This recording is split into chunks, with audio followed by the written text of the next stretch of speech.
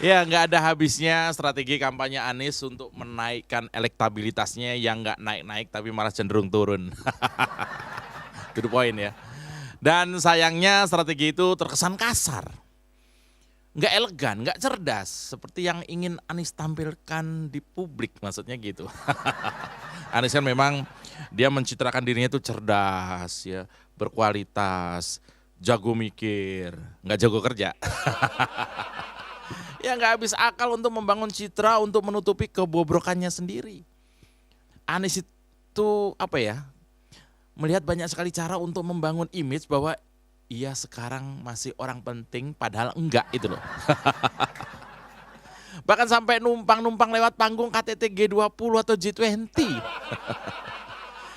Sampai akhirnya terungkap bahwa ada kebohongan besar Anies Baswedan yang mengaku bahwa dirinya itu adalah tamu kehormatan di G20. Ya, soalnya ada kalimat klaim sepihak itu membuat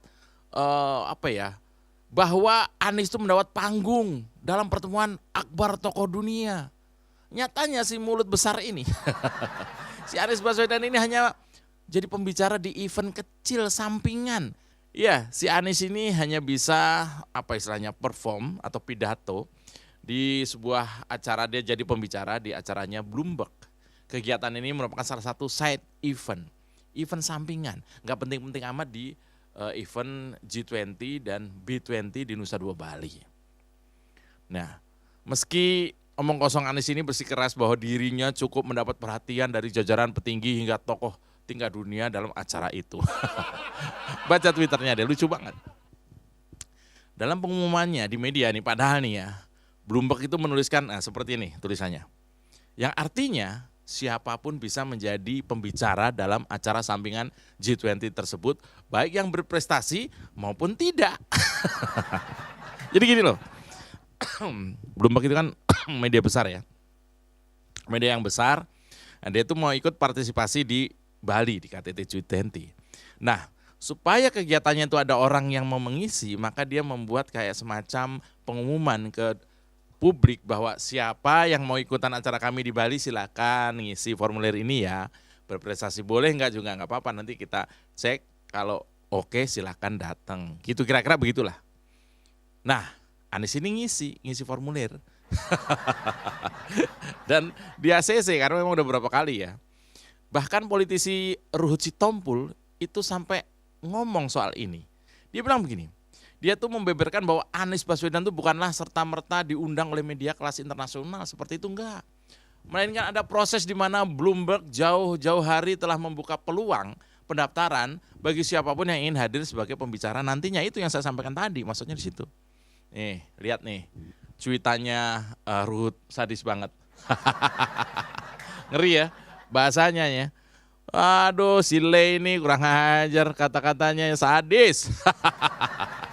Nah, soal bagaimana Anies Baswedan akhirnya bisa diterima atau keterima oleh Bloomberg menjadi pembicara, sempat juga dipertanyakan oleh Andi Sinulinga dalam cuitan akun di Twitternya. Seolah-olah Andi Sinulinga ini, padahal dia itu pendukungnya ya, seolah-olah dia itu bertanya secara satir, padahal maksudnya sih memuji ya. Dia bilang gini, kok bisa ya Anies itu ketemu Dubes Amerika Serikat, itu kata si Andi Sinulinga, di sela acara-acara G20 Bali, dijamu makan segala. Itu kata Andi Sinulinga lagi di akun Twitternya. Iya, bisa aja nih ya tim Hore ya. Padahal setelah ditelusuri, setelah dicek, ini masih ada kaitannya dari Anies Baswedan pernah bersurat ngemis sumbangan pada Bloomberg saat masih menjadi gubernur dulu. Surat yang ditulis kepada Bloomberg Philanthropies itu sempat viral di media sosial ya, searching aja. Bloomberg Philanthropies itu adalah sebuah organisasi payung amal milik Michael Rubin Bloomberg. Jadi Bloomberg itu nama orang ya, yang mencakup yayasan keluarga Bloomberg. Di Bali kemarin, Anies cerita soal keberhasilan dia di Jakarta. Iya, saya ketawa kalau Anies cerita keberhasilannya di Jakarta. Pasti pidatonya ya pendek banget ya. Tapi dipanjang-panjangin, biar kelihatan pinter. Tapi kok nggak kedengeran media yang mengutip ya? Oh ya pasti ya, minimal yang ngutip paling ya Media Indonesia atau Metro TV. Ya, Anies ini ngeklaim bahwa dirinya berhasil bikin Jakarta apa istilahnya, menurunkan emisi gas rumah kaca hingga 26% tahun 2020 katanya. Angka itu diklaim bahwa melampaui target penurunan 30% pada 2030. Yang mana jagat medsos sangat ramai posting soal kabut asap yang menyelimuti ibu kota saat terpantau dari ketinggian di gedung perkantoran. Jadi ketika Anies ngomong soal udara Jakarta makin bersih, itu netizen nggak jawab dengan kata-kata, cukup dengan foto. Foto Jakarta masih berkabut, bukan kabut, itu asap polusi. Ya, jadi Anies ini nganggap G20 itu punya peran yang menentukan dalam upaya menghadapi krisis iklim. Sehingga diperlukan integrasi vertikal antara pemerintah nasional dan pemerintah lokal dalam upaya menekan emisi gas buang. Itu ceritanya ya, pokoknya dia ngoceh-ngoceh lah nih, ini mantan menteri ini ngoceh-ngoceh di sana soal iklim katanya. Nah, di kesempatan itu yang tidak luput dari perhatian netizen yang cerdas itu adalah ketika Anies menjemput Duta Besar Amerika Serikat. Keren kan bahasanya, Anies menjemput. Waduh. Wah, ini Pak Dubesnya namanya Ambasador Sung Yong Kim yang malah membuka perdebatan netizen. Bahkan ada yang sampai menyebut bahwa Anies selama ini adalah kacung Amerika untuk Indonesia. Aduh, kena batunya lagi ya. Sampai dibesar-besarkan berkesempatan dijamu oleh Duta Besar Amerika Serikat. Anies diduga punya lobby-lobby terkait hubungan kerjasama yang nantinya akan dipakai dalam kontestasi Pilpres 2024. Bagaimana netizen tidak nyinyir? Sebab di Indonesia tahu bahwa Anies sudah tidak berperan apa-apa lagi di kancah pemerintahan Indonesia. Hal seperti itu tentu bukan menjadi landasan bagi sekelas dubes Amerika Serikat untuk Indonesia melakukan perbincangan yang tentu tidak akan jalan nantinya, kemana arah dan tujuannya untuk apa. Anies nggak ada jabatan apa-apa. Kecuali hanya satu, sebagai bentuk terima kasih karena telah diberikan sambutan hangat oleh pihak Indonesia. Bukan serta-merta ke arah Anies, enggak. Jadi bisa saja dubes Amerika tuh, oh ya udahlah, ada mantan pejabat ketemu ya ngomong bla bla bla bla. Enggak ada kebijakan apa-apa, Anies sudah bukan pejabat. Nanti kita kerja sama ya Pak, enggak juga, enggak ada. Anies sudah bukan siapa-siapa. Tapi kenyataan seperti ini tetap apa istilahnya, ditelan oleh pendukungnya. Dan menaifkan diri untuk mengatakan bahwa Anies lah yang lebih hebat sebab bisa bertemu dengan dubes Amerika untuk Indonesia di sela-sela kesibukannya dalam menghadiri KTT G20. Di balik itu justru Gubernur Jawa Tengah Ganjar Pranowo yang sebetulnya diundang untuk berdiskusi oleh Sung Yong Kim, dubes Amerika itu, tapi Ganjar kayaknya nggak mau komentar dan membesar-besarkan pertemuan itu. Fotonya ada kok. Fotonya itu jelas. Kalau Anies itu mendatangi, kalau Ganjar didatangi. Karena bersifat profesional dan takut isu ini akan terseret oleh kontestasi Pilpres 2024, maka Ganjar lebih baik senyap, biasa aja. Nah ini bedanya ya. Bedanya orang yang punya panggung dan orang yang sudah mencari-cari panggung. Nah malah terakhir terungkap bahwa mantan Gubernur DKI Jakarta itu punya misi lain, yaitu bertemu dengan petinggi Nasdem, Demokrat dan PKS di kawasan Nusa Dua. Itu hari Minggunya ya. Ini yang ngomong ini Ketua DPP Demokrat yaitu Hersaki Mahendra Putra. Wah, sepertinya ini program ngabisin duit bohir ya.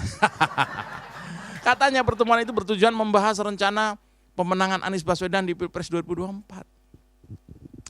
Di mana perlu diketahui ketiga parpol itulah yang hingga saat ini masih memajang nama Anies sebagai bakal calon presidennya.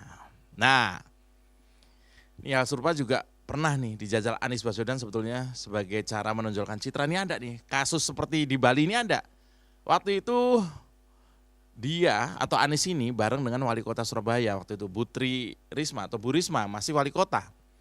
Dibanding-bandingkan oleh para pendukungnya Anies di media sosial. Penyebabnya sepele. Ya, cuman soal pertemuan antara Presiden Turki ya, Pak Erdogan dengan Bu Risma. Jadi Bu Risma itu ceritanya waktu itu baru saja ketemu dengan Erdogan di Turki sebagai tamu kehormatan. Dia juga mendapat penghargaan dari Erdogan. Bu Risma nih ya. Lalu ya pendukungnya Anies merasa, waduh itu harusnya Anies tuh. Anies itu pernah memang ketemu Erdogan, pernah. Ada fotonya benar. Itu tahun 2018. Pertemuan Anies dengan Erdogan itu tapi beda dengan pertemuannya dengan Bu Risma, ini beda. Kalau Bu Risma diundang, diberi penghargaan. Kalau Anies ini ketemunya di apa istilahnya, di depan masjid habis Jumatan. Jadi Erdogan habis Jumatan jalan, Anies ngejar terus buru-buru difoto. Apa hebatnya? Ini kayak kita ketemu sama Ustadz aja, biasa aja kan. Ya tapi ya pendukungnya Anies ngerasa hebat banget itu. Anies bisa ketemu dengan Erdogan, ya namanya nyegat di Jumatan Mas, bisa aja. Jangan kan Erdogan, mau ketemu malaikat juga bisa. Kalau dari beberapa cara Anies supaya dianggap penting, tapi ternyata dia cuma pansos. Maka saya percaya apa yang terjadi di Bali kemarin itu, saya duga cuma upaya Anies nebeng kemeriahan KTT G20 yang merupakan panggung besar Pak Jokowi dan para menterinya. Panggung Anies itu sudah selesai bos, panggung ente sudah selesai. Dia bukan siapa-siapa lagi, Anies cuma capres dari Nasdem yang sekarang kelabakan karena seperti membeli capres dalam karung. Kucing dong. Ya, Anies lagi kebingungan cari panggung. Kalau nggak ada, dia buat. Kalau ada hajatan gede-gedean, dia berusaha tampil atau mohon supaya ditampilkan. Itu Anies. Kemarin beredar video ya, ketika Anies tuh naik pesawat dan sudah membawa tim dokumentasi di belakangnya. Berharap direkam di dalam pesawat, dalam suasana dia dikerubungin, orang minta foto, selfie dan sebagainya, kayak gitu. Ya, dia sudah milih tempat duduk paling belakang, tapi ternyata gak ada yang peduli. Nasib Munis, udahlah jadi penceramah aja, hasilnya lumayan. Terima kasih, saya Mas Jopre, aman kan?